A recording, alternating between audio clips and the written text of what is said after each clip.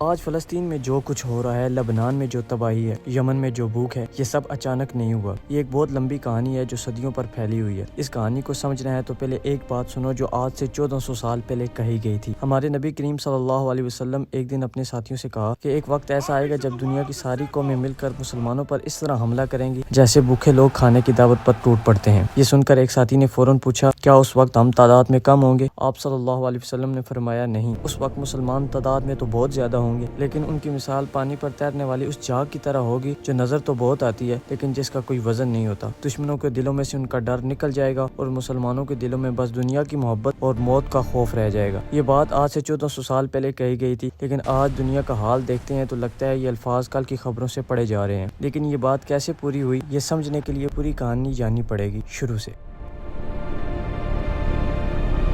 اس حدیث کے بعد اگلے 1000 سال تک مسلمان ہی دنیا کی سب سے بڑی طاقت رہے۔ یہ کوئی مبالغہ نہیں ہے، یہ تاریخ کی سچائی ہے۔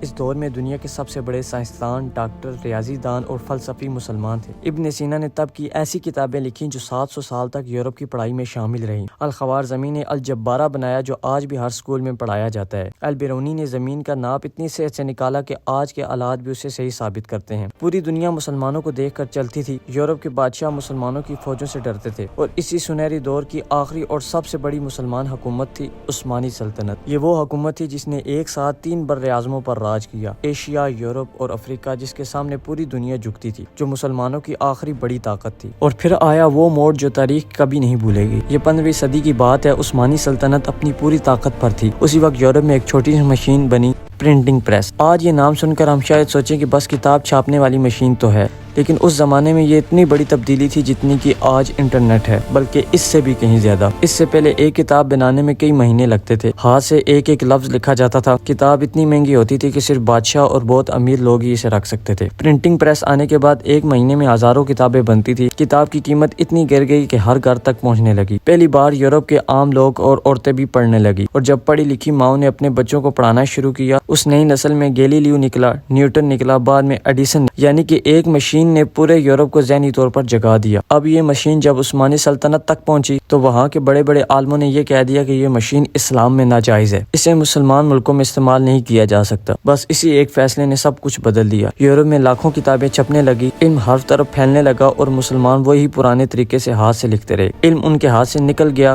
اور انہیں پتہ بھی نہیں چلا، اور ادھر مسلمان شیعہ سنی کی بحث میں پڑے رہے جس طرح آج پڑے ہوئے ہیں۔ آہستہ آہستہ یورپ کے دلوں سے مسلمانوں کا ڈر نکلتا گیا۔ ٹیکنالوجی یورپ اور امریکہ میں بننے لگی، طاقت ہاتھ سے پھسلتی رہی۔ پھر آیا عالمی جنگ کا وہ طوفان، اس نے مسلمانوں کی بچی کچی طاقت بھی ختم کر دی۔ 1918 پہلی عالمی جنگ جب ختم ہوئی، جو مسلمان کبھی 1000 سال تک دنیا کے سردار رہے تھے، ان کے ملکوں کو یورپ کے بادشاہوں نے ایسے بانٹ لیا جیسے کوئی دعوت پر پلیٹیں بانٹتا ہے۔ اپنی مرضی سے اپنے فائدے کے لیے اپنی سرحدیں کھینچی گئی، نئے ملک بنائے گئے، نئے حکمران بٹھائے گئے جو سب ان بڑی طاقتوں کے کہنے پر چلتے تھے۔ اور اسی وقت پہلی بار مسلمانوں کی مقدس سرزمین فلسطین میں ایک نئی ریاست اسرائیل بنانے کا منصوبہ بنا دیا گیا۔ یہ وہ دور تھا جب مسلمانوں پر ہر طرف سے تباہی آ رہی تھی، لیکن اسی تباہی کے بیچ میں کچھ لوگ ایسے بھی تھے جنہوں نے آنکھیں نہیں جھکائی۔